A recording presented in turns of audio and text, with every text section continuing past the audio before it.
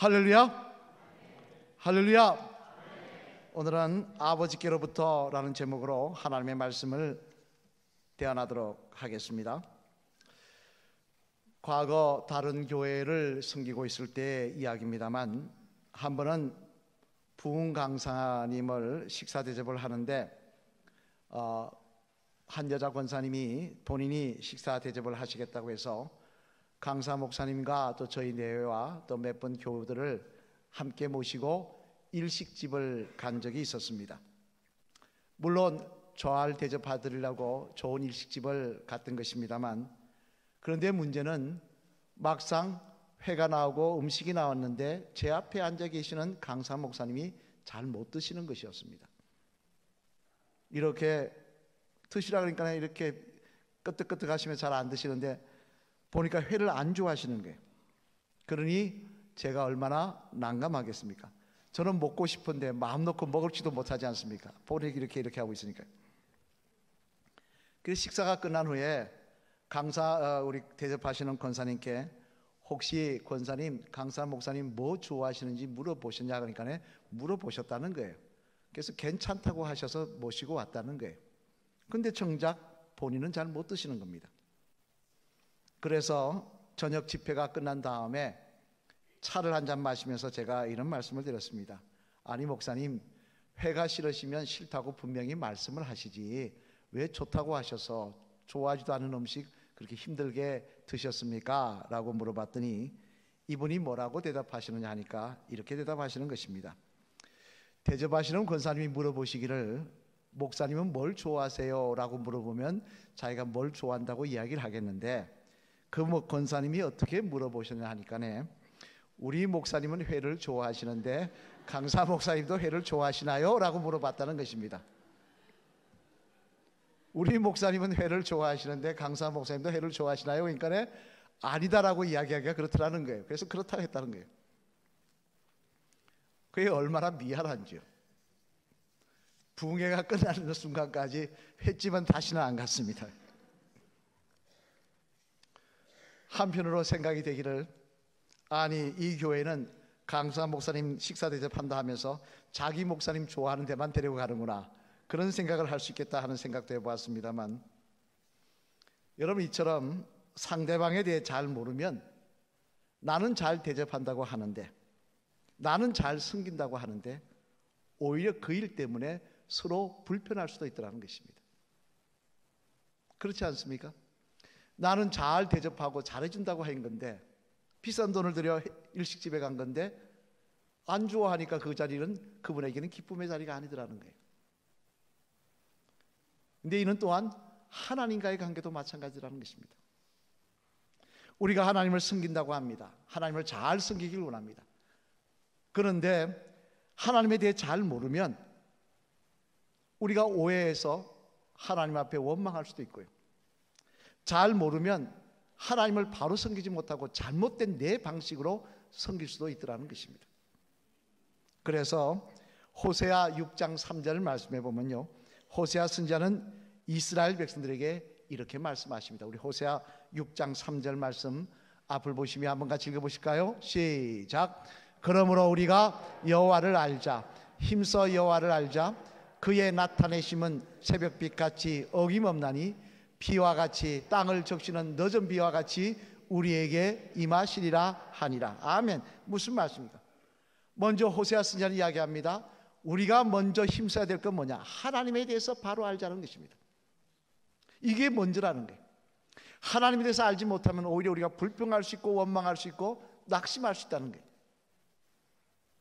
그러면 여러분, 우리가 믿는 하나님은 어떤 분이실까요? 우리는 하나님이 어떤 분인 줄 알고 그분을 섬기며 따라가야 하는 것일까요?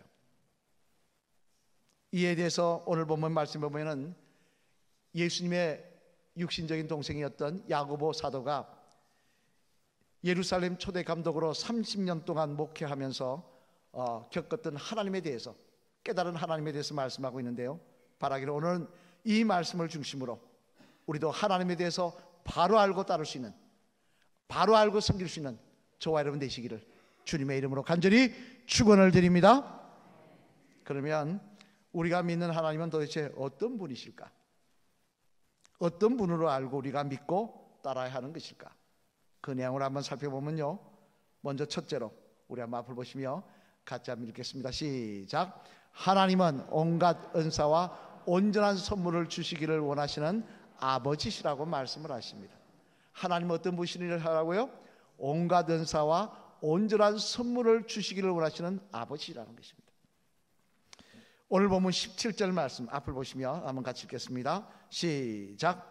온갖 좋은 은사와 온전한 선물이 다 그는 변함도 없으시고 회전하는 그림자도 없으시니라. 아멘. 무슨 말씀입니까? 여기 보면 하나님에 대해서 말씀하시는데 그 하나님은 어떤 아버지시냐?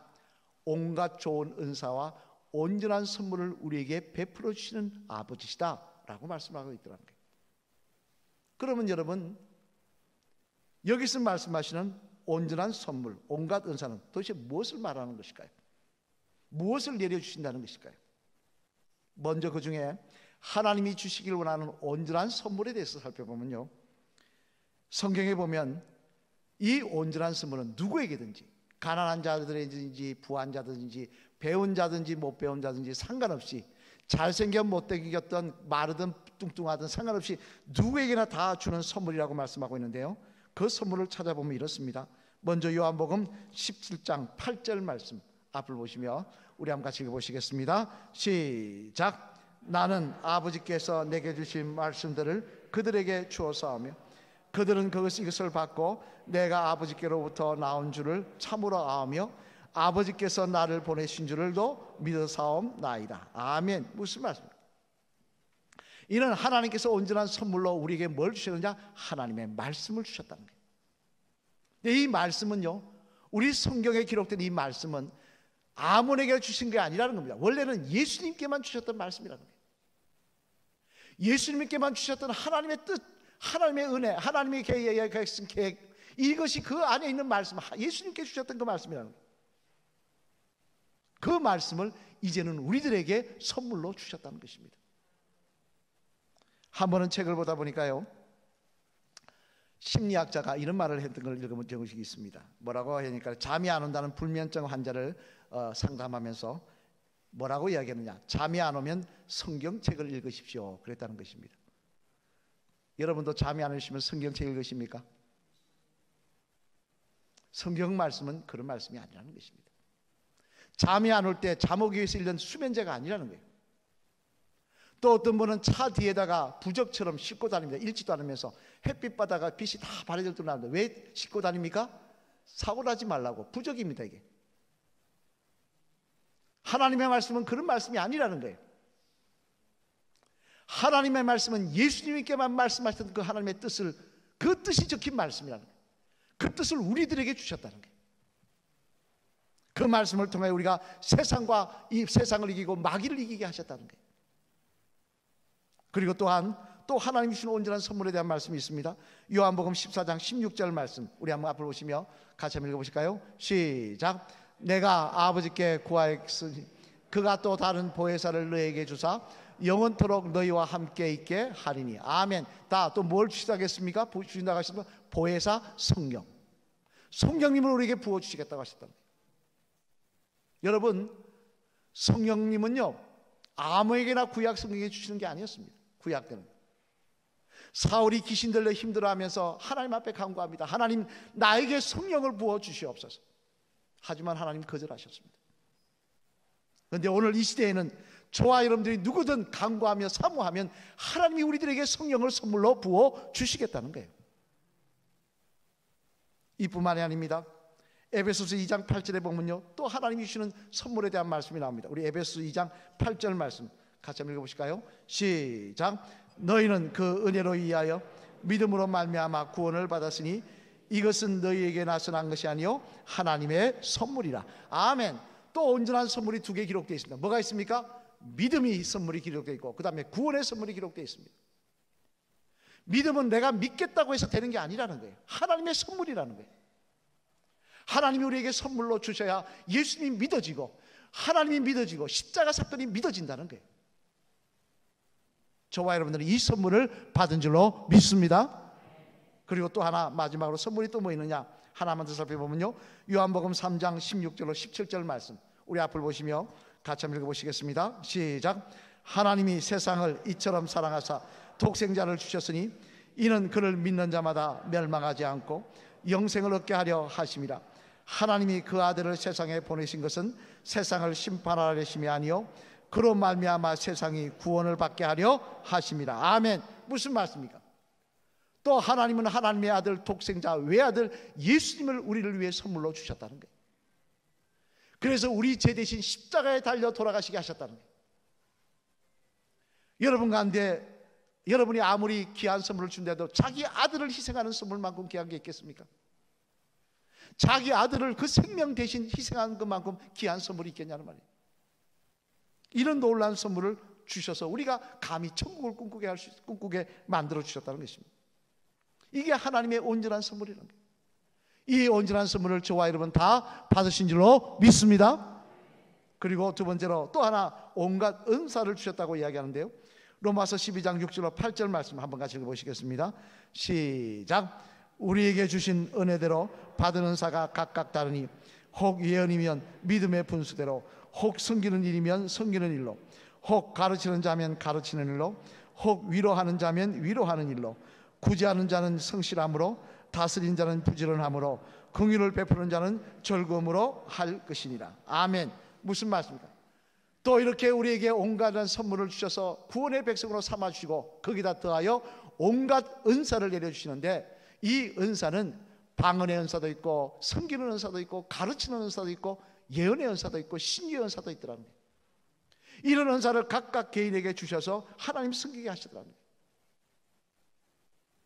하나님이 이 은사를 저와 여러분들에게 분명히 주셨고 우린 그것을 누리고 있습니다만, 하지만 이 은사에 대해서 말씀을 하면 꼭 말이 나오는 게 있습니다. 그게 뭐냐? 아니, 주시려면 은사도 공평하게 주시지 왜 누구는 신유의 은사 주시고 나는 안 주십니까? 누구는 방언의 은사 주시고 나는 왜 위로하는 은사만 주십니까? 비교하면 불평하더라는 거예요. 공평하면 말이 없을 텐데 비교하면서 누구에겐 지혜의 은사 주시고 누구에게는 왜 나는 지혜의 은사를 안 주십니까? 하지만 여러분, 우리가 알아야 될 것은요, 나에게 없는 건 남에게 주셨지만 또 남에게 없는 건 나에게 주셨다는 사실을 알아야 합니다. 비근한 예로 여러분 잘 아시는 위대한 과학자이자 믿음의 사람 에디슨 한번 볼까요? 이 에디슨의 일화에 보면 그 재미난 이야기가 있습니다. 에디슨은 하나님이 지혜를 주셔서 그가 많은 것을 발명하게 하셨습니다. 그죠? 그래서 뭐 전구나 녹음기 등 우리가 많은 것을 지금도 사용하고 있습니다만, 재미난 것은요, 이 에디슨은 기억력이 빵점이었다는 거예요. 사람 이름 기억 못하는 건 둘째치고 뭐 버스값 뭐 다 잊어버리는 것도 둘째치고요, 재미난 것은요, 배가 고프다고 물을 끓이면서 달걀 끓여 먹겠다고 물을 끓이다가 거기다 뭘 넣은 줄 아세요? 자기 결혼 예물시계를 넣어버렸다는 것입니다. 그래가지고 예물시계 못 쓰게 만들었다는 거예요. 그러니 여러분, 기억력이 이러니 판단력이 이러니 일반생활이 제대로 될 수가 있겠습니까? 저와 여러분도 사실 솔직히 말해 조금 정신은 없습니다. 그죠? 우리가 정신이 없습니다. 간혹 문을 잠갔나 안 잠갔나, 또 가스밸브를 열어두었나 잠가두었나 고민합니다. 집 나오면서 내가 잠갔나 안 잠갔나, 내가 문을 걸었나 안 걸었나 고민합니다. 그래도 끓는 물에 여러분 결혼시계를 갖다가 엿지는 않지 않습니까? 그래서 나라는 복음성가를 지은 내승마비 송명희 씨, 우리 알죠? 한번 볼까요? 이 송명희 씨가 이렇게 고백합니다. 공평하신 하나님이 나 남이 없는 것 같게 하셨네. 남의 주신 건강 나에게는 없지만 하나님 나에게 주신 게 있더라는 거예요. 여러분, 하나님 우리를 누구보다 다 잘 아십니다. 우리를 아시기에 나에게 필요한 은사를 부어주시는 것입니다.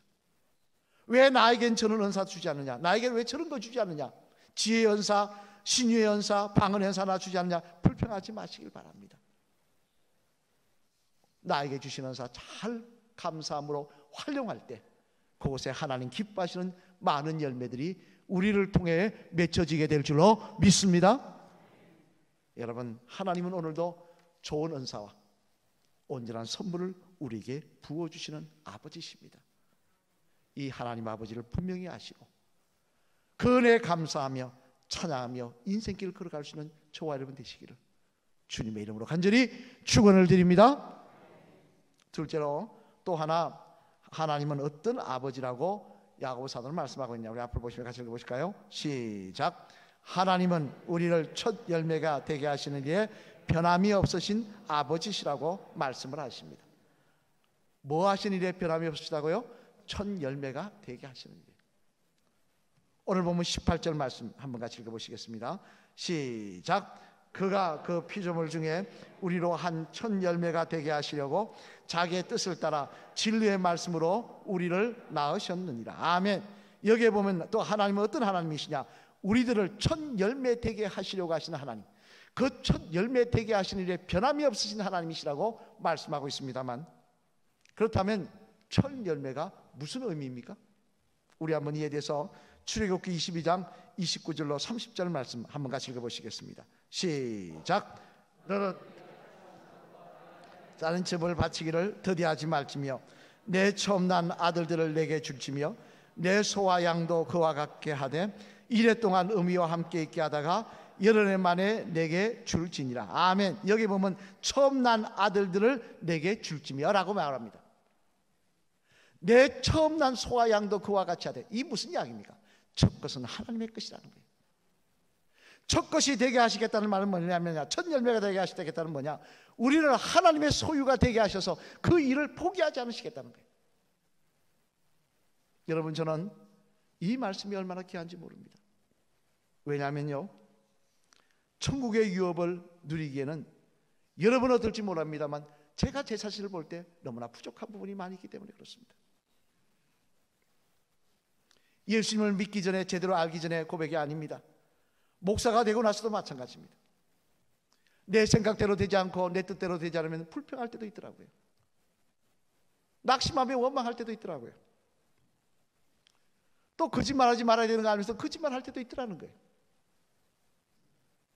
하나님이 실망시켜드릴 때가 있더라는 거예요. 만약 그런 저를 하나님 포기하시고 심판하셨다면 제가 어떻게 되겠습니까?